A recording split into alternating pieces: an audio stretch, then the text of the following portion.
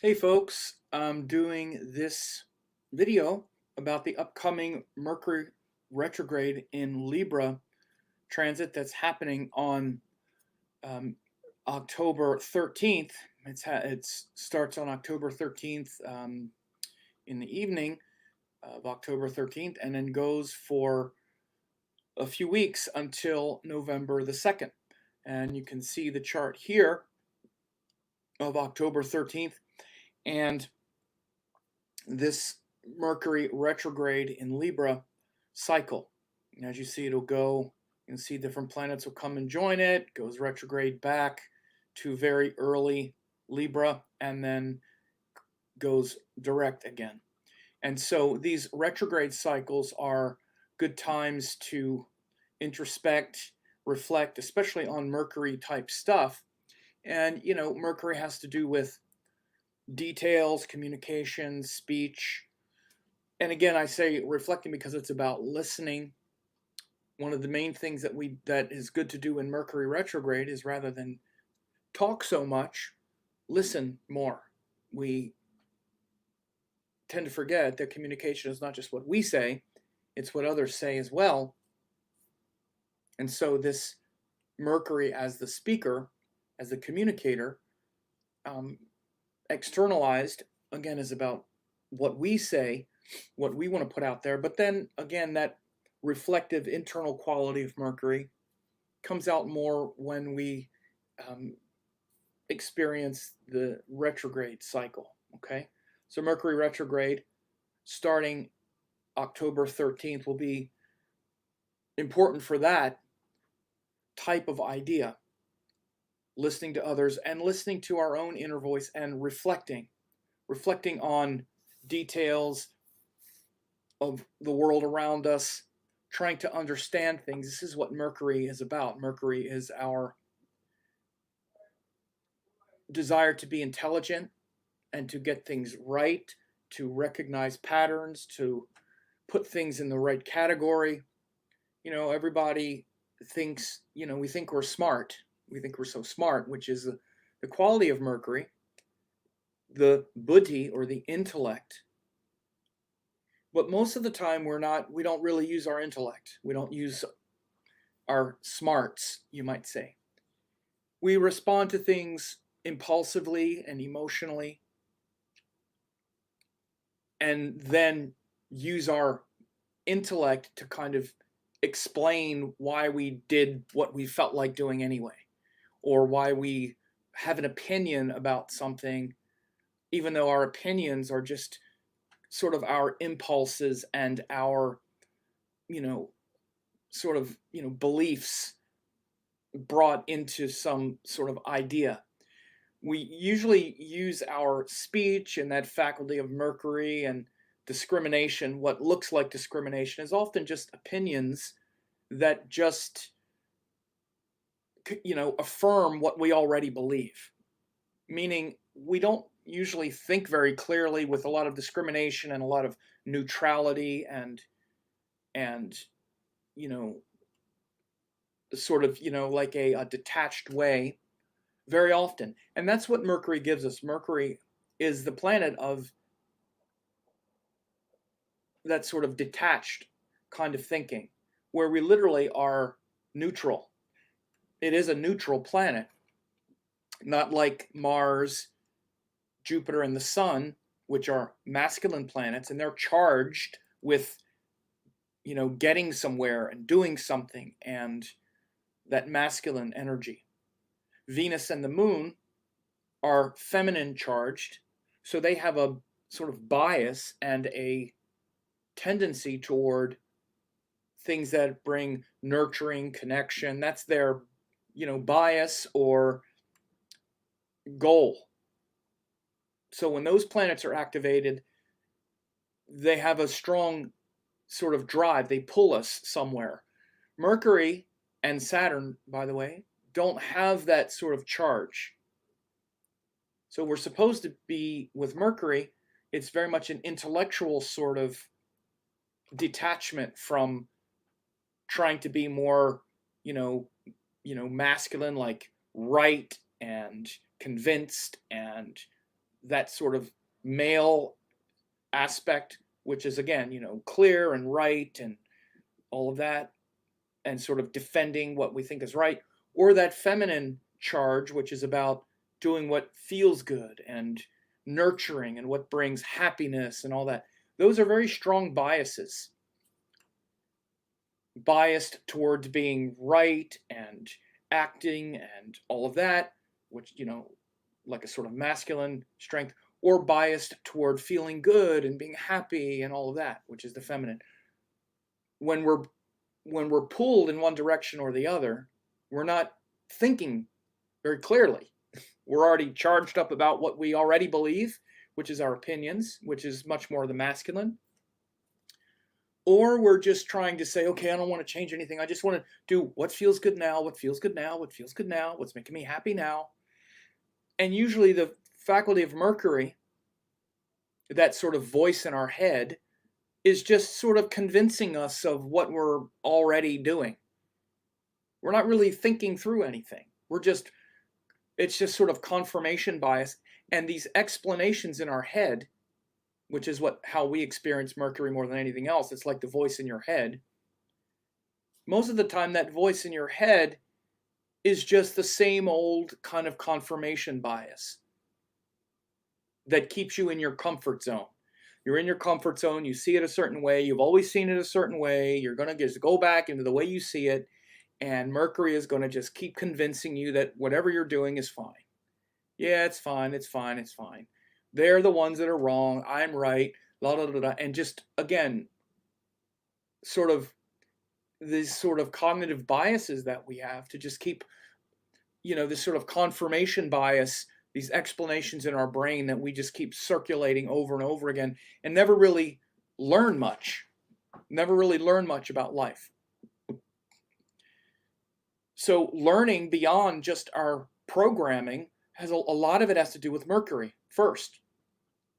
And the first thing we start doing is questioning that voice in our head and saying, man, you just keep telling yourself the same thing over and over again, over and over again. You've been saying the same stuff to yourself forever. What about something new? What about seeing this actually using your brain for a change and questioning yourself, right? So that's really what discrimination is. That's what when Mercury is powerful, that faculty works really well. And a person is not afraid to say, I was wrong about that. I need to change, I need to shift and do it like this. Or, especially as it relates to something in our life, like let's say we're doing work or career or something like that, and we need to adjust. Again, if Mercury's not so powerful, then we have a hard time adjusting. We're just going to keep doing what feels good to us or what we're convinced is right. I'm right. I'm right. Again, with Mercury, he kind of goes through all of it. He kind of goes into this part and that part and really kind of looks without trying to be convinced of anything, saying what's really going on here and measuring things out accurately. I think it was Greek mythology, Greek and Roman mythology, Mercury was the god who could go between all the worlds. Mercury can go into heaven and into hell and be on Earth as well. Mercury is the one that can go in all the different areas. That's what Mercury does. Mercury goes into all the different areas and is curious about things.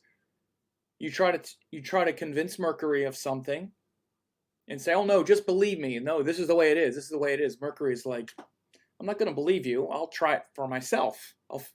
Let me try it and report what I experience. So it's that Rajasic nature of Mercury as well, is to experience for ourselves and go into all of these different areas because we need to get the experience. And then when we, having had the experience, then the explanations that we provide and the things that we then say about it are authentic. We're not just repeating something that we believe might be true. And that's the difference between authentic and sort of powerful Mercury energy, when someone is actually, they go in and they experience something and when someone is just repeating what they believe. Because again, when you're just repeating something that you believe already, it's usually in the form of some opinion. Because opinions are usually just things that you believe that you're defending. But again, the more you experience them, and it doesn't even mean that your beliefs will change, it just means that instead of you spouting opinions about what you believe, you'll have facts and data and research, and your beliefs, which have to do with Jupiter, will then be mixed with a lot of good case studies and research. And by the way, this is why Mercury is so important for astrology. Because again, you can believe a whole bunch of stuff that astrologers say, or believe in astrology, even though it's not a belief system. But unless you actually practice it and play with it and experiment with the, with the structures, it's not going to really benefit you very much. It's going to just sort of leave you in some kind of belief system. And just to let you know, you see the thing scrolling on the bottom of the screen. I put this link in there. It is a good time right now to actually get some astrology classes. Many of you have seen this before, but I have this really great offer that I offer to people who want to start learning astrology, don't want to spend a whole bunch of money, but want to get some really powerful Vedic astrology classes. You get instant access to this download of 10 hours of astrology courses, only, for only like $10. You could try it out. And again, 6 hours of videos on yoga, Ayurveda, and Vedic astrology that was recorded at a conference that I did in Toronto several years ago. How and why astrology works. Again, this is really crucial if you're going to take your understanding of astrology and life to the next level. Really understanding how this stuff works on the fundamental level. For example, all of the elements and the gunas. These are the two main structures that show how life descends from spirit into form in the world of karma and all of that. Again, this karma, what is karma? Again, I'm talking about all of those things. You have a bunch of beliefs about this stuff and you believe it, and then you maybe have opinions about it and all, but if you don't know how it works, then you're not really benefiting from those things. They're just kind of, again, it helps you. It's better than believing something else, but it's better to actually learn how it works. And you'll learn the spiritual and scientific basis of astrology. It's based on sacred astronomy. For one thing, you can see these are screenshots from the different parts of that 6-hour course. Timeline of life on Earth, sacred astronomy. You'll learn the sacred relationship, the number 108, and the sacred relationship of the sun, moon, and earth. Then you learn the energy of how the spirit takes form in the form of all of the 9 planets, and how that spirit takes form through those 9 planets, as you see here.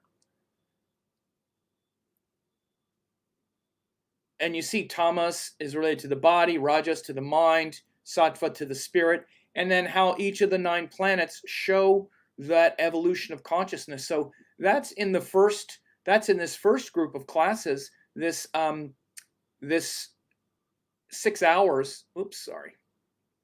This 6 hours of video. So again, you can check that out if you like at that website. It's VedicAstrologyEssentials.com.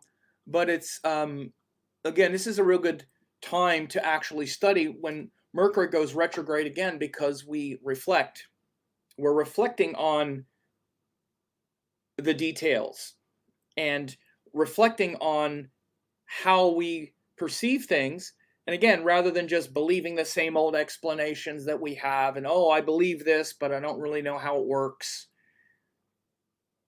Mercury says, let me actually, gather some information. Let me get more information about that thing. So again, we really live in a blessed time where I can even offer something this vast. 10 hours of video used to be really hard to be able to deliver to people because of the medium. Now, like instant access to something like that, where it's just like me teaching you, people paid quite a bit of money to go to those weekends. And so I'm glad that I can at least introduce people to these powerful subjects in such an easy, user-friendly way. So again, one of the things we really take for granted, all the advantages we have now. So maybe look at that. But this retrograde cycle is in Libra, and of course, Libra is the sign of relationships, other people, of compromise. And in Libra, we're doing that, again, it's ruled by Venus, and we're compromising in this quality of, we're compromising because we want to share beauty and joy with others. That's what Libra is about. Libra is this part of our nature that wants to experience happiness and share it with others. The Libra principle says that the thing that makes me happy, I want to share it with you and see if it makes you happy. Because then our happiness doubles. In fact, maybe it's even more than double. Maybe it's exponential. Think of how it's like an exponential happiness. Think of how much better it feels to share happiness and joy with another person than it is to just experience pleasure for yourself. See, that's a sort of higher vibration of Venus. Venus gives us happiness. We can experience happiness for ourselves just in the form of pleasure, like, eating a piece of chocolate or eating some ice cream or something. Food is an easy way to illustrate that pleasurable quality of Venus, right? Again, think of how pleasurable it is to eat, let's say, like some chocolate or something. Now, it's pleasurable, but it doesn't really give happiness. That's not really happiness. That's pleasure. Happiness is usually something that we share with another person. That's what makes us happy, usually, at the very least. Happiness also comes in seeing other forms of beauty that are sort of transcendent, that aren't just about physical pleasure. But think about how much more enjoyable it is. And let's even say something like sex with someone that you love. Or even if it's someone that you don't really love, or just someone that at the moment you're very fascinated with, or you're having a great experience. Think of how much more pleasurable sex is than the piece of chocolate. It's not twice as better, it's maybe 10 times better, right? And then imagine that it's that sex with someone who you love, where there's feeling, and it like exponentially increases, right? And so each one of the planets evolved this way. This is the evolutionary process of the planets. They all have this evolutionary process where first it's all about our physical body and our, like our desire to survive and to enjoy through the physical body. Then it's about sharing with another person. That's like the Rajasic realm and the sort of in-between stage. But then there's the highest kind of transcendent quality, where something like pleasure or happiness becomes the bliss of the soul, where now you don't need another person, you don't need any kind of thing. You're just connected with that source, which is in your own heart. By the way, speaking of talking about Libra, I see Libra evolution said, I just received your poster as well. I love it. You got my poster. That poster is awesome, isn't it? You put that thing on your wall and you can just see the whole kind of cosmos in front of you. And yeah, that poster is really great. It's, let me see. Okay, I have it here.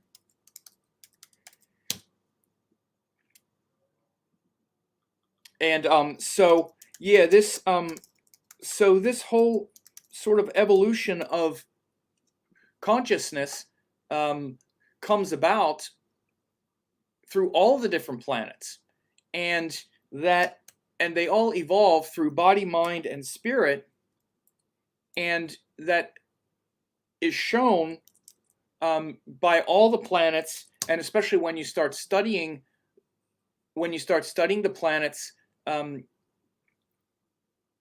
a very enlightened way, you'll see how the sign of Libra, for example, is that quality of Venus that's very much about sharing sharing that thing that we love with another person. So Mercury going retrograde in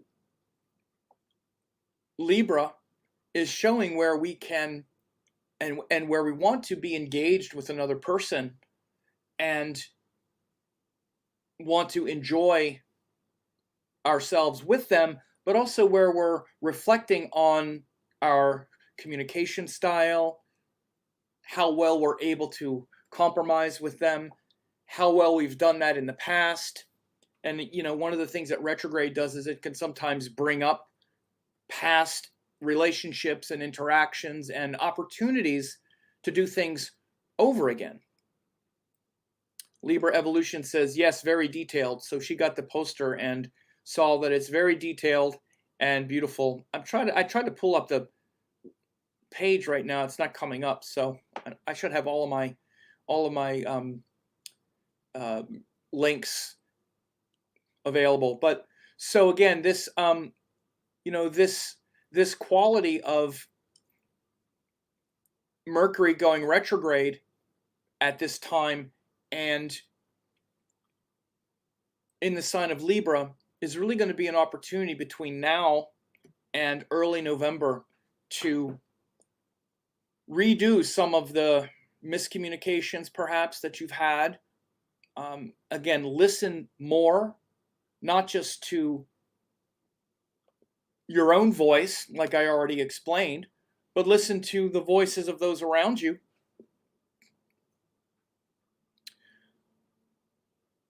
And what they reflect back to you about how you come across, and again, ways where you've not just honored them, but in many ways honored yourself. This is the thing we have to understand, is that all of these planetary forces are spiritual energies and spiritual potential in us. We're not punished. Other people don't punish us, like to say that you get the opportunity to do something over again because you made mistakes. You want to understand, and that means that you've suffered, that you've brought on suffering for someone else and yourself. Because all of this planetary energy are spiritual potential, is spiritual potential that we're trying to express and embody with beauty and joy in a very elevated way. That's what we're trying to do. Karma is not punishment from above. God doesn't punish you with karma. By the way, these are the kinds of things that I explain in that weekend course, in that offer that I talked about earlier. These kind of whoops, that's not the right link. These kind of things that I mentioned earlier, or that offer that I showed you of those courses. One of the main things, the Vedic Astrology Essentials.com, one of the main things that I explain in that weekend course are these concepts of karma and how it really works and what it really is, because we have a lot of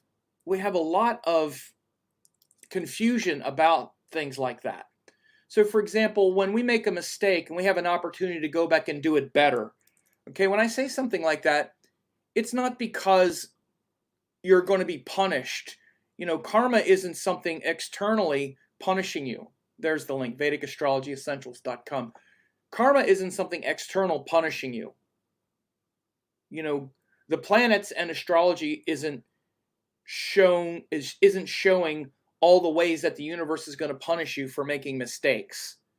Now, I know it's explained like that a lot of the time with astrologers. It's not like it's wrong to say it, but it's very incomplete. And particularly in the Eastern sense, where God doesn't have this dual nature. In Western societies, in the Judeo-Christian society, God is literally like a punisher and a rewarder, like, carrots and sticks. Do this thing and you'll get the carrot. Do this thing and you'll get the stick. Good and bad, do this and you get heaven. Do this and you get hell. And God is like this judge that's doling out, candy and punishment. in the Eastern sense, that's not the way it is. And again, someone just said equal and opposite reactions. Again, these are all simple little statements. They're like kind of like I was saying earlier, where we sort of say something, but it kind of misses the essence, right? In the Eastern sense, God is the thing that's always benevolent. That's always the benevolent part.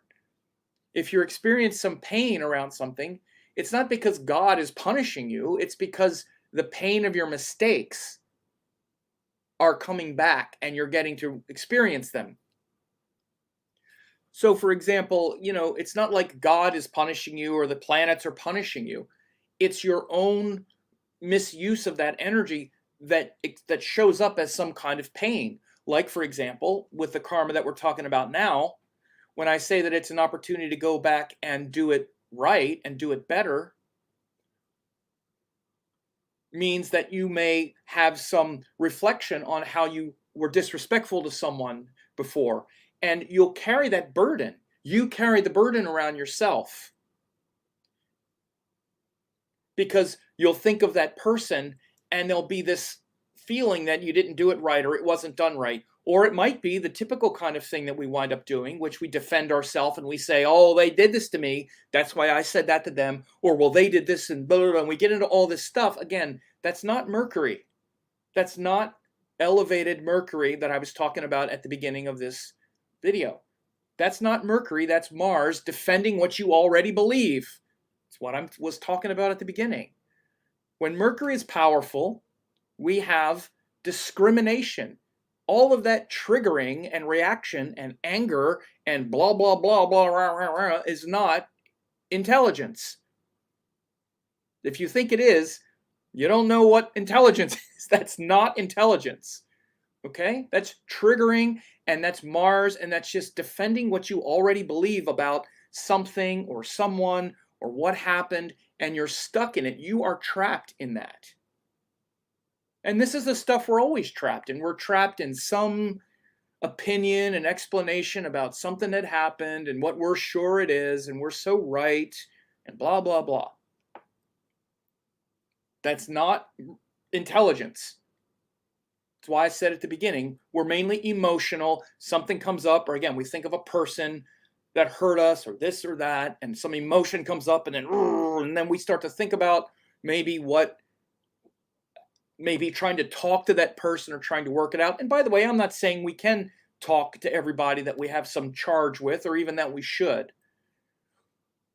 But I'm saying even just understanding the situation better, it doesn't mean we even need to talk to the person, but just us being able to understand things better, seeing our part in it, seeing it in a broader context where there's, again, not all of this charge and enemy images around it, and they're this.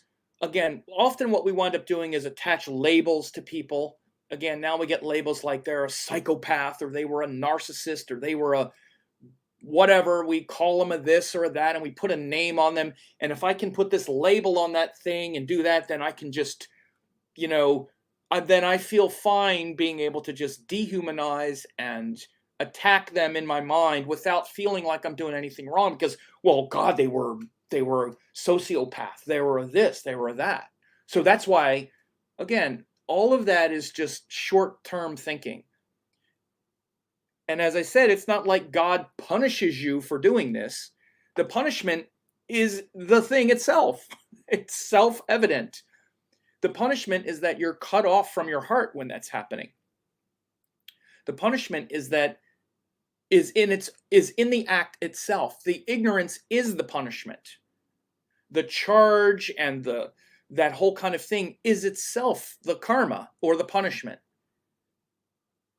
So you shouldn't think that there's any difference. There's not even 1 micron of difference between how attached we are to something based on one of the planets and how much suffering is going to come back directly relative to our attachment and our ignorance of that thing. And so what Mercury is, again, is that faculty of consciousness that has true intelligence, which is to be able to question all of that, to question that anger and frustration especially. That's why Mercury comes after Mars. because Mars is all that charge that comes in to defend ourselves. Because look, I'm not making fun of it. It's a real thing. Someone hurts us, and they do things that violate our spirit, and that violates a sort of trust that we had in them, and they do something that we weren't expecting, and it feels like a violation, and it's dangerous and scary, and we have to say, no, I can't do this anymore. And there's a sort of righteous anger that protects us from being around that person anymore, because it's painful. And that nature of Mars, to break connection and to break things off, is a survival energy. So it doesn't mean you have to do anything as far as communicate with anybody or do anything, but if just only in your own mind to understand it and comprehend it better. That's where those neutral planets, Mercury and Saturn, are so valuable and necessary for spiritual growth and evolution. Because as long as we're charged up about things like this, and we're defending ourselves and projecting that anger and frustration out against the other thing, the suffering is evident, and we're bringing it on ourselves. That's what karma is. So again, in astrology, everything is karma. And so this karma of Mercury retrograde in Libra, that's our collective karma right now. So, the way I see it in the world right now is it's a very good opportunity for us all to really reflect on how we treat each other in person and in virtual spaces, because we live so much in virtual spaces as well. And again, online, in social media kind of things, as well as in person. And just the charge and the frustration and the anger and the polarization that we see in our society and our world right now, this Mercury retrograde in Libra can go a long way in healing some of that. It can go a long way in healing some of that, in trying to find some consensus, especially around situations where, maybe people have views that you don't agree with, and maybe you've taken it more personally than you should, or you're angry at them about it, and maybe they're not saying anything about you. Again, we do a lot of it ourselves. I know with myself, I see it all the time. Particularly with a lot of the things we're charged up around these days, the politics, and what does it all mean now? Well, we're all doing this, and we all know what everything means. We all know that the big problem is this. The big problem is the right is hypnotized by this, and the left is hypnotized by that, and all the social stuff we're just constantly fighting about all the time now. I definitely make my observations and points known here and there, but I appreciate other people making theirs too. I don't get so charged up and go and invade other people's space because of their ideas. I say mine, and then if people want to debate them, I'll debate them back. But underneath it all, I take it seriously in that sense, but I also, I would never not have a friend because I disagreed with their politics or whatever it is that they're doing. I see other people aren't that way sometimes, and okay. Again, if I don't know someone and it's just a bunch of negativity and hostility, I might not, deal with it. But I'm mainly talking about real connections that we have, which is that Libra energy. Might be a time to really reflect and revisit and reconnect and rethink a lot of the unrest and upset and charge that we've brought out in the last few months, maybe around these kinds of things. This Mars and Mercury are they're in a bit of an aspect, or I should say Mars is aspecting this Mercury retrograde. It's kind of wide, and Mercury will be separating once it goes retrograde. But we also have, at least the first part of the Mercury retrograde, we have this hemming between K2 and the Sun when it starts. You see, Sun is here, K2 is here. And then very quickly, within a few days, by the 16th, the Sun we have a debilitated Sun with Mercury the rest of the time. So much of the time, this Mercury retrograde, it's not unusual that the Sun is joined it, because that's what makes it retrograde, is it goes back over the Sun then. But we'll have a debilitated Sun for a big part of it, from the 16th until November the 2nd. And the debilitated Sun it can be difficult for some things for sure, especially things maybe where we need confidence to get through, starting new projects that need our confidence and a shot in the arm. It could be difficult. Again, to be honest with you, I'm always hesitant to make recommendations like that, because if someone has a strong sun in their natal chart, the debilitation doesn't affect that thing as much, because they're going to have a natural level of confidence anyway. And the sun in Libra might just, again, it also brings a sort of positive humility as well. It can certainly do that, because the sun in Libra, and we're considering other people's perspective, right? Again, remember, this is a transit. It's not a natal chart. So it means that for this month, when the sun goes through Libra, it's really a time when we're considering other people's point of view a lot. And again, that can be very beneficial for relationships and stuff like that. So this transit, again, one of the big things that it signals to me is that it can be very good for relationships, working through some difficulties. Again, not just romantic, but in any kind of engagements that you have, intimate and intense engagements with others, maybe business relationships or other things as well. The other thing is that there's an exchange here also between the Sun and Venus from the 16th until the 23rd.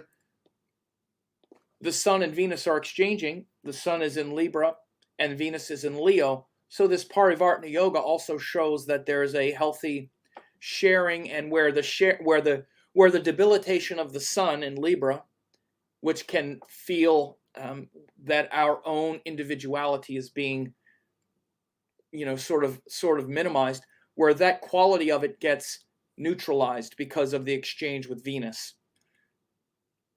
So from the 17th until the 23rd, I think it was 17th, wasn't it? 16th. So let's say from the 16th until, say 17th. 17th until the 23rd, that exchange should be helpful there. And, sort of minimize the difficulty of that debilitation.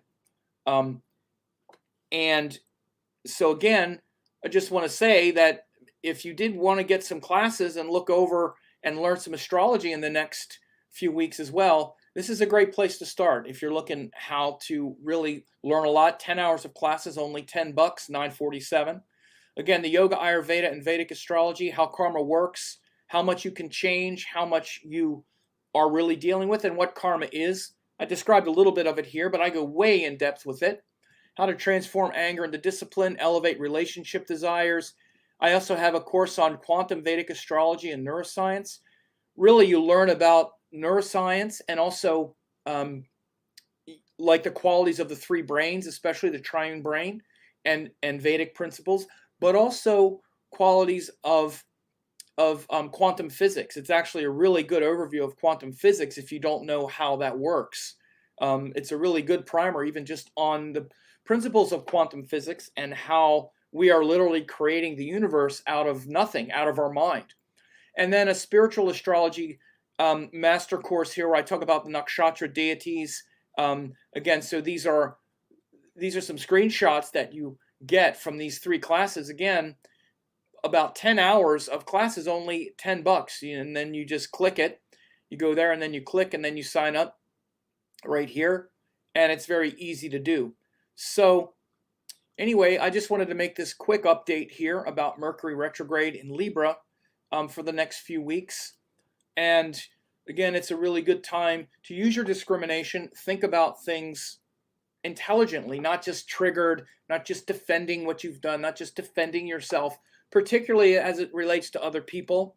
Again, most immediately in your life, of course. Perhaps, again, you might see some past situations show up again that you get to redo again, and you might want to redo them again. And, because you realize, okay, I could have done that better, and I'd like to leave things in a way that's where someone else feels respected. I feel respected, they feel respected. Maybe not, but it could be that way. Even if it's not that way through any actions, in your mind, things can be that way. And that's almost more important than anything else, really, is that you diffuse the charge and the feeling of being persecuted and like somebody did this to me, and they're, much of what people are doing, much of what we're doing to each other, quote, is unconscious, subconscious, people venting their pain and anger onto you. And again, they don't mean to do it that way. They're trying their best. They just don't know how to do it very well. And you're doing the same thing.